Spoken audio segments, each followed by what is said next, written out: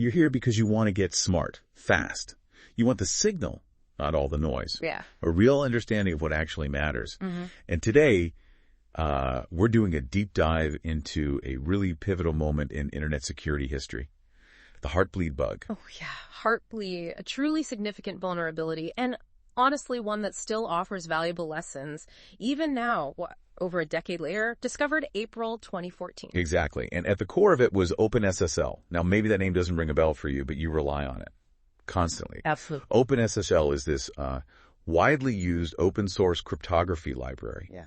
Think of it like, well, foundational plumbing for secure online communication. Right. It's a key part of what makes that little padlock icon show up in your browser, thanks to TLS, transport layer security. Basically a very common way to implement TLS. Yeah. That protocol, which, well, it encrypts the data going back and forth between your computer and web servers. Couldn't have said it better. It's fundamental. Okay, so our mission today, we want to really dissect the Heartbleed bug. We need to understand what it was, why it caused such, well, alarm. Panicked, even. Yeah, panic. Yeah. Who was vulnerable, and crucially, what enduring lessons can we take away? And we're drawing on a few things here, right? An access control example, just for context on security practices. Mm-hmm. A bit on encryption generally, just setting the stage. And the main source is a really detailed breakdown of Heartbleed itself from Wikipedia. Okay, let's get into it. Let's unpack this. Yes. Fundamentally, what was Heartbleed? So, in essence, Heartbleed was a security flaw, a bug, found in specific older versions of that OpenSSL library we just mentioned. Okay, which versions? Specifically of versions 1.0.1 through 1.0.1f. And interestingly, this wasn't some ancient piece of code. It was actually introduced in 2012. Wow, only 2 years before it blew up. Yeah, introduced in 2012, publicly disclosed in April 2014. So a relatively new feature caused this massive headache. And the name Heartbleed. It's pretty evocative. Where did that come from? It is, yeah. And it's very descriptive, actually. It links directly to a feature called the TLS heartbeat extension. Okay. This was defined in RFC 6520, proposed back in February 2012. The idea of this heartbeat was simple. Test secure links, keep them alive efficiently. Makes sense. But the bug itself, it came from a missing check. A bounds check, technically, in how this heartbeat thing was implemented. Uh-oh. Yeah. So this flaw basically allowed more data to be read from memory than should have been possible. It's a classic buffer overread vulnerability. So data was bleeding out through the heartbeat, hence Heartbleed. Exactly. And crucially, this wasn't just a server problem. You could exploit it whether the vulnerable OpenSSL was running as a server or as a client. Okay, so this heartbeat feature, meant to keep connections healthy, somehow became this huge security hole. How did that work? Like, what were the mechanics? Sure. So the way the heartbeat extension works is one side sends a heartbeat request message. This message contains a payload, just some data, often random, and importantly, a field saying how long that payload is. A 16-bit number. Okay, payload and its length. Got it. Now, the critical flaw, the bug in those vulnerable OpenSSL versions was this. Yeah. When it received a heartbeat request, it would set aside memory for the response. Based only on the length field, it was told. It completely failed to check if the actual payload size matched that number. Oh, I think I see where this is going. That sounds bad. It is bad, exactly. Yeah. An attacker could craft a malicious request, like send a tiny payload, maybe just the word p-ing. 4 bytes? Right, 4 bytes. But in the length field, they'd lie. They'd say the payload was, 60,000 bytes long. Way bigger than peaking. Massively bigger. The vulnerable OpenSSL, it allocates a huge memory buffer, big enough for 60,000 bytes. It then copies the actual payload, ping, into the start of that buffer. But here's the kicker. Because the buffer was so much bigger than needed, when it sent the response back, it sent the original PNG, plus whatever else happened to be sitting in memory right after it, for the next, 59,996 bytes. Whoa! So it's like asking for a single book, but the librarian accidentally gives you the book plus the entire shelf next to it. That's a great analogy, exactly. And that shelf next to it in the computer's memory could be anything. Anything sensitive. Potentially incredibly sensitive stuff. Attackers controlled the size of the leak up to 64 kilobytes in one go. They couldn't pick the exact location in memory, but still. 64K is a lot. What kind of secrets could leak out? Well, potentially all sorts. Think about form data you just submitted, login details, passwords, session cookies. The things that keep you logged into websites. Exactly. Those could be exposed. And maybe the most critical thing, the server's private cryptographic keys. The keys used for encryption itself. Yes. the keys needed to decrypt secure communications. If an attacker got those, game over. Pretty much. They could potentially decrypt past traffic they'd recorded and future traffic too. Unless the server used something called perfect forward secrecy, which helps limit the damage of a key compromise. Okay, so just to boil that down, tiny flaw in checking a length number opens this huge window into server memory. It wasn't breaking the crypto directly. Yeah, not at all. It was tricking the server into just handing over secret information. Precisely. You tricked it into oversharing. Massively. Wow, okay. So, the impact. The Wikipedia article uses the word catastrophic. Was it really that bad? Oh, absolutely. Catastrophic is not an exaggeration here. At the time it was disclosed, the estimate was around 17%. Think about that, nearly 1 in 5. Secure web servers. Yes, of the Internet's secure web servers, the ones with proper certificates were believed to be vulnerable. That's about 500,000 servers. 500,000? Yeah. Major organizations, top security experts, they all use terms like catastrophic. The Canadian Cyber Incident Response Center, they issued an urgent security bulletin telling admins to act now. And just to be clear, this wasn't a problem with TLS, the actual protocol itself. Other ways of doing TLS were okay. That's a really important point, yes. The vulnerability was specifically in OpenSSL's implementation of that heartbeat part, not in the design of TLS overall. So other libraries were fine. Right. Things like NetTLS, Mozilla's NSS library, the one built into Windows, they weren't affected by this particular bug. Okay. So you'd think, huge bug, fixes available, everyone patches immediately, right? But the article says admins were often slow. Why was that?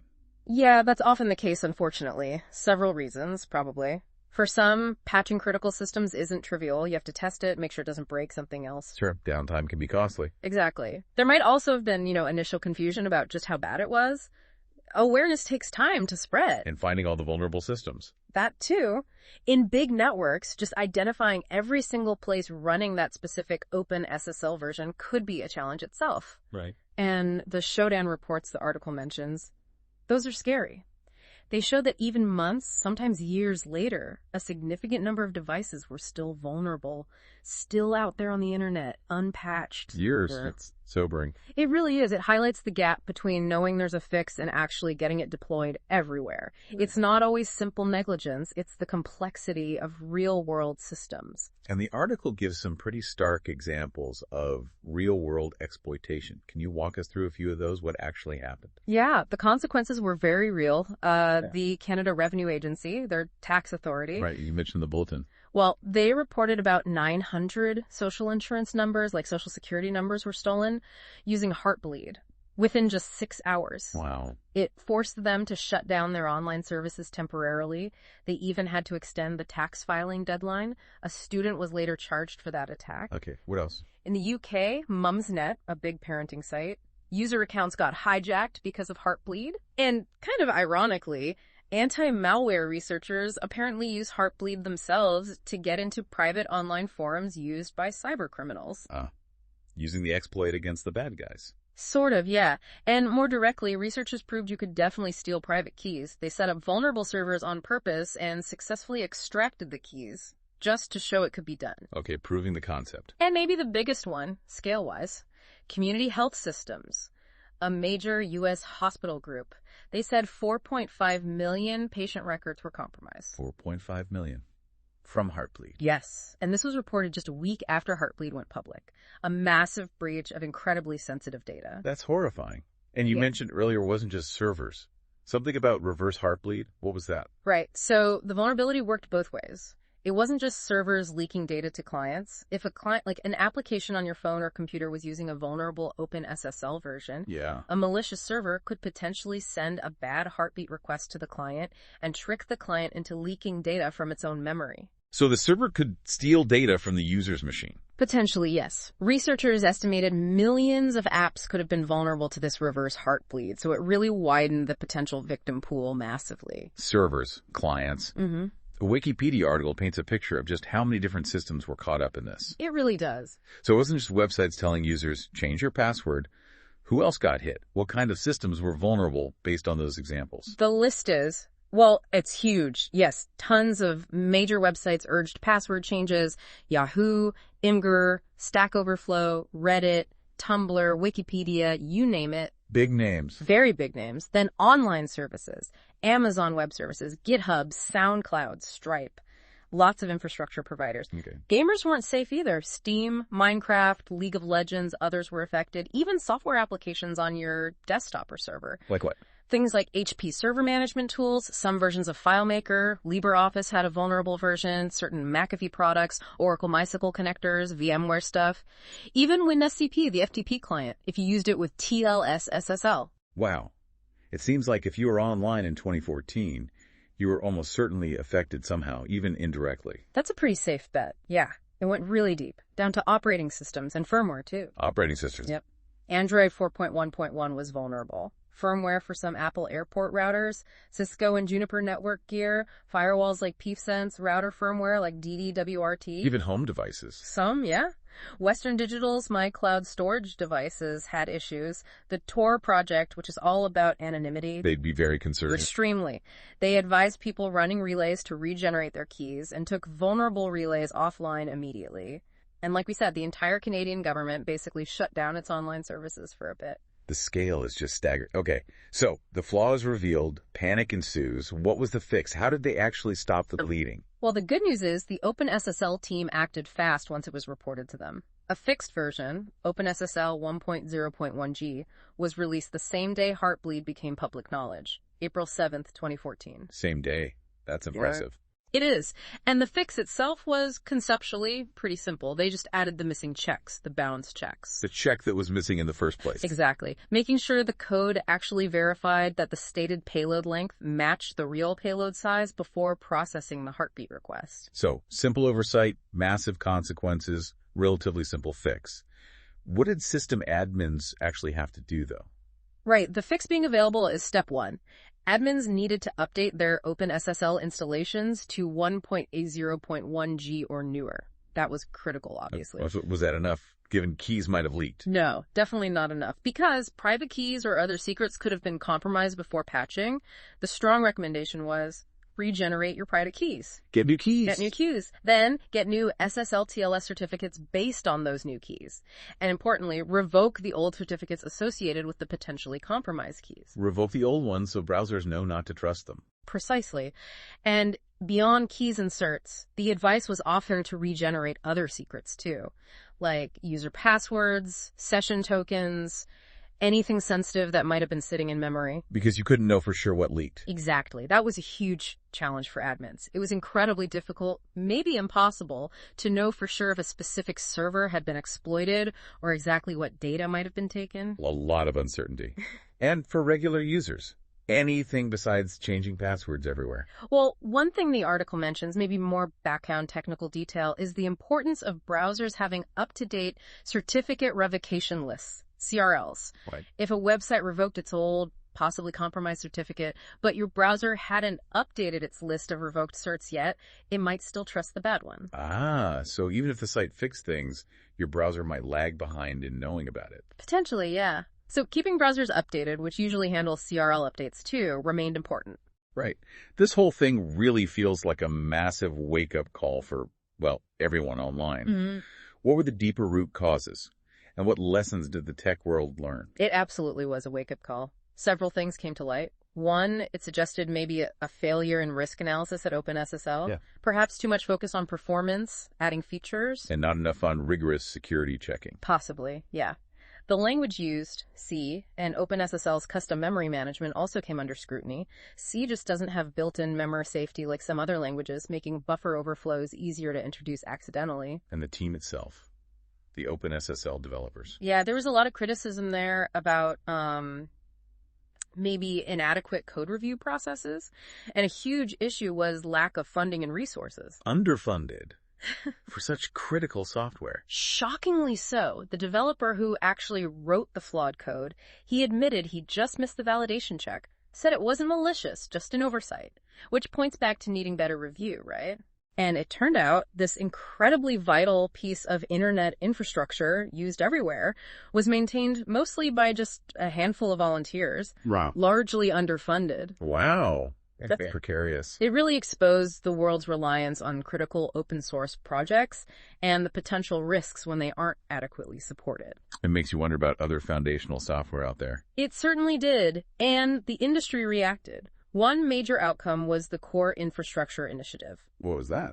Led by the Linux Foundation, backed by major tech companies, they pooled millions of dollars specifically to fund critical open source projects like OpenSSL, and OpenSSL was a primary beneficiary. Okay, so putting money towards the problem. Exactly. Google also launched Project Zero, around this time a team dedicated to finding zero-day bugs in widely used software, not just Google's own. Proactive bug hunting. Right. And the whole incident hammered home the importance of better testing, robustness testing, basically, throwing weird, unexpected, invalid inputs at software to see if it breaks safely. Trying to find these kinds of flaws before the attackers do. Yep. And also a renewed push for simplifying code, making complex code bases easier to understand, easier to review, and less likely to hide subtle bugs. Okay, let's bring it back for a second. We mentioned that access control worksheet example earlier.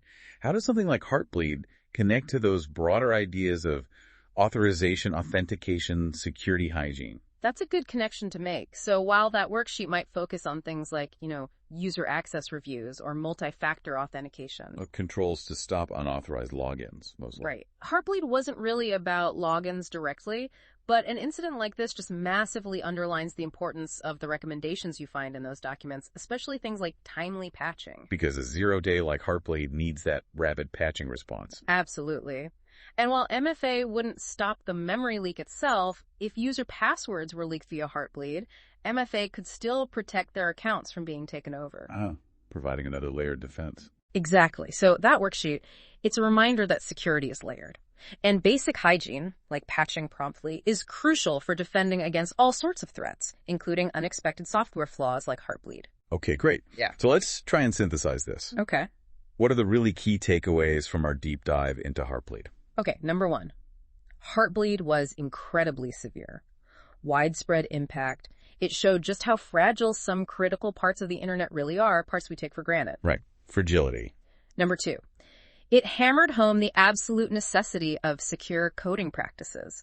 Things like validating inputs properly, doing thorough code reviews. Right. These aren't optional extras. Foundational. And thirdly, it exposed the critical need for sustainable funding and support for the open source projects that underpin so much of our digital world. We can't rely on just a few volunteers for infrastructure this important. Okay, so hopefully you listening now have a much deeper feel for what Heartbleed was, how it worked, and why it caused such a, global cybersecurity moment. Right. It was definitely more than just a scary name. It had very real, very significant impacts on almost everyone online. Indeed. And it really remains this powerful case study, a reminder of the ongoing challenges in keeping things secure online. Absolutely. So here's a final thought to leave you with.